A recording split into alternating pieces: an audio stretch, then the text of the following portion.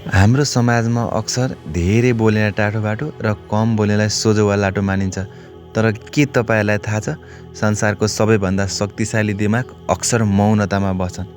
आजको यो भिडियोमा म तपाईँहरूलाई कम बोल्ने मान्छेका 8 यस्ता सत्यता बताउनेछु, जसलाई सुन्नुभयो भने तपाईँहरूले उनीहरूलाई कहिले कमजोर ठान्नुहुने छैन।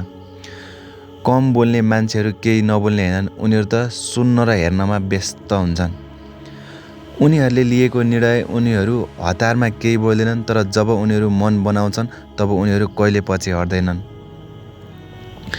यदि कम बोल्ने मान्छे रिसायो भने उसले शब्दले गाली गर्दैनन्, उसले तपाईँ र उसको बीचमा एउटा ठुलो पर्खाल खडा गरिदिन्छन्। उनीहरूले तपाईँको हरेक नराम्रो व्यवहारलाई याद राख्छन्। उनीहरू तुरुन्तै प्रतिक्रिया दिएर झगडा गर्दैनन्, तर तिनीहरू सही समयको प्रतीक्षा भने गरिरहन्छन्।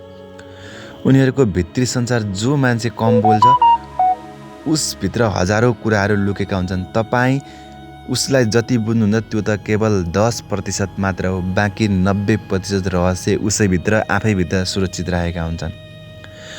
कम बोल्ने मान्छेहरू नक्कली हुँदैनन्। उनीहरूलाई अरूलाई खुसी पार्न कहिले पनि झुटो बोल्दैनन्।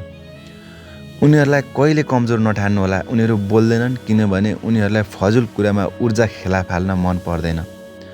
अन्तिम र 8औं सत्य, उनीहरू ध्यान दिएर एटेन्सन खोज्दैनन्, तर सम्मान भने खोजिरहन्छन्।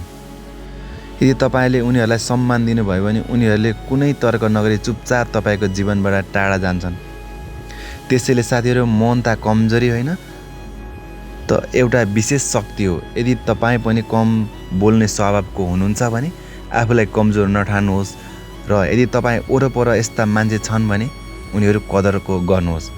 तपाईँलाई यी 8 मध्ये कुन बुद्धा सबैभन्दा सही लाग्यो?